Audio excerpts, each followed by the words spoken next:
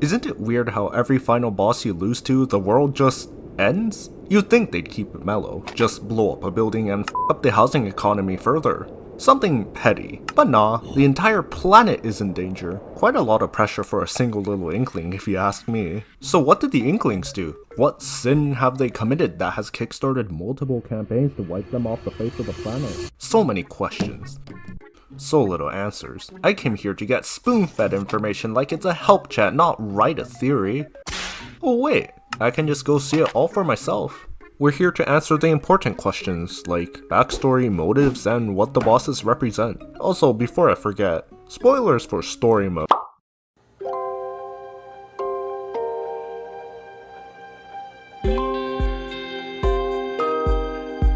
Inklings are flawed, so are the humans that preceded them. Even during the period where human technology was more advanced than ever, being materially rich didn't solve certain other issues.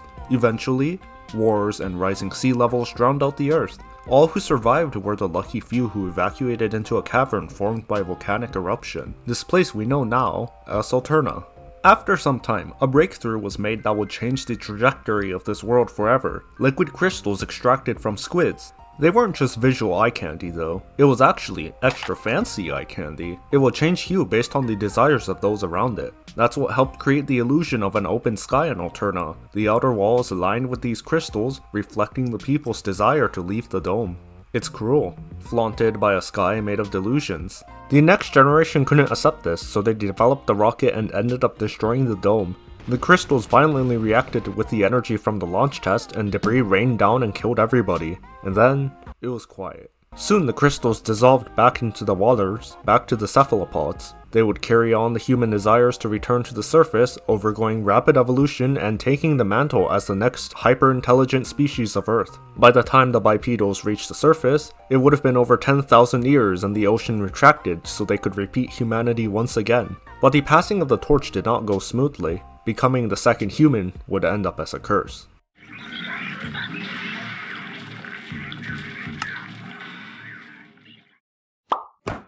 Tartar challenges the culture of the Inklings. Created with the intent to pass on the knowledge of the humans, it awaited thousands of years for a new species to arrive. But what came instead were inferior beings. They waged war over trivial matters, wasted time on fashion, and were doomed to repeat the same mistakes humanity had made. Tartar believed that these creatures were not worthy of knowledge, or to even exist at all, so it planned to wipe them out and rewrite them in its own image, beliefs of what it considered to be the perfect being. It created the Karumu Corporation, and through the Deep Sea Metro, tested on octolings to search for the competent being. I think we all know what happened to the octolings who passed the tests. For those unaware, they blended them into paste. This DNA juice would be used to sanitize anyone who was inferior. They would have their memories and self cleaned out, leaving out a husk to be controlled by the mighty telephone. Tartar represents conquest. By overriding everything with its teachings, it can repaint the world in its prosperous image. Even if it takes the loss of identity among those who rebel, it would eventually seize the world under its command. DJ Octavio challenges a greater issue within society: racism. The Inklings and Octolings fought over land and the amount of limbs they had. Only a few hundred years ago, there was a historic war over the limited territory among the people. Named the Great Turf War, this was where Captain Cuttlefish and the Squidbeak platoon made a name for themselves. The Octarians at first were dominant: superior technology, superior commitment, superior sleep schedules. However, fate felt like playing its tricks again, the victory going to the Inklings after a single outplay that collapsed the entire Octarian force. So the Octarians were forced to take refuge underground, barred off from the rest of society. Then they got hit by an energy crisis, 2 jabs into an uppercut, broke, lonely, and no internet. A fate worse than death. So the Octarians apologize and right the wrongs of the past, right? Let's steal the f***ing catfish. You know, the thing that powers entire cities? DJ Octavio represents war. Civil war. It's an endless struggle for material and social power. Octavio could always turn to negotiation, but that's difficult. Whether it be desperation, the refusal to change, or plain ego, history will keep repeating itself if no one chooses to care about the imbalance within society. Ignorance of a wider issue will probably bite back. In Octavio's case, it's kidnapping your favorite girly pop idol.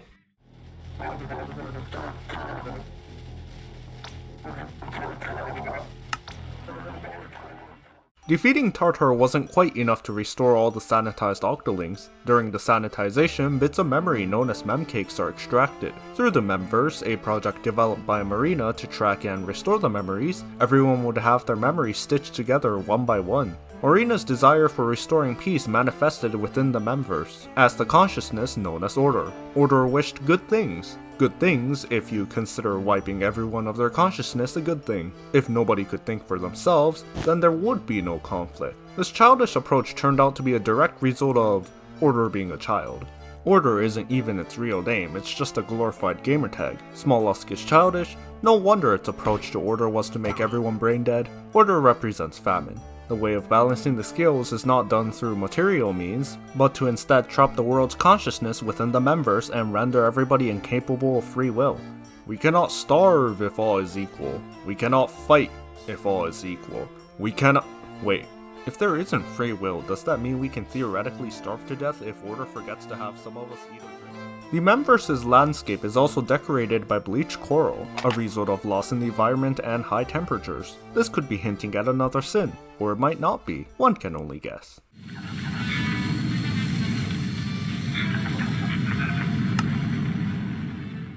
Imagine being captured, imprisoned, frozen, and waking up in a crash site where everything you knew is gone. Imagine knowing that you are one of the last few remaining mammals to ever exist. That was the fate of Grizz, who was stored in the Ark Polaris. Ark Polaris was a space vessel made in hopes that it would lead the people to a new planet to inhabit. Turns out, no such planet exists and they ran out of fuel, drifting through space before eventually crashing back to Earth and killing everybody on board. Except Grizz. Grizz was met with a cephalopod-filled society with no mammals to be found. He was alone. So he did what any rational being would do, convert everything into mammals with bioweapons. The fuzzy ooze, which would cover you with fur upon contact, was made from the fragments of the Alterna crystals, golden eggs, and Grizz's fur. No wonder Grizzco demanded so many eggs. Grizz was using them to kill us with fuzz, not through capitalism. Grizz represents death. Grizz does not punish the wars Inklings have. Grizz does not punish the trivial matters Inklings obsess over. Grizz does not punish the violent nature of the Inklings. Grizz punishes Inklings for being Inklings, to not be a mammal. Who knows if the fuzzy ooze is just a palette swap or just another form of brainwashing. What we do know, that it's not literally death, but the death of what makes Inklings, Inklings. Inklings just can't catch a break. They're constantly being punished for what? Being a repetition of humanity? Maybe it's just a curse. Humanity is bound to repeat its mistakes, even thousands of years in the new cephalopod form. At least it's better than bosses being malicious for trivial reasons themselves, unlike the Ultra Stamp, which is trivial and bad. If they didn't have motives, there would be no reason for us to care about them outside of being a traffic cone preventing us from unlocking the hero replica gear. What could come next? Who knows? Until then, these are the first 4 of the 7 punishments upon the marine race. Or was it man? I bet the final boss of the Splatoon franchise is Sea Cucumber. He definitely killed more octolings than Tartar wishes he could. Did I mistake my timeline? Hold on.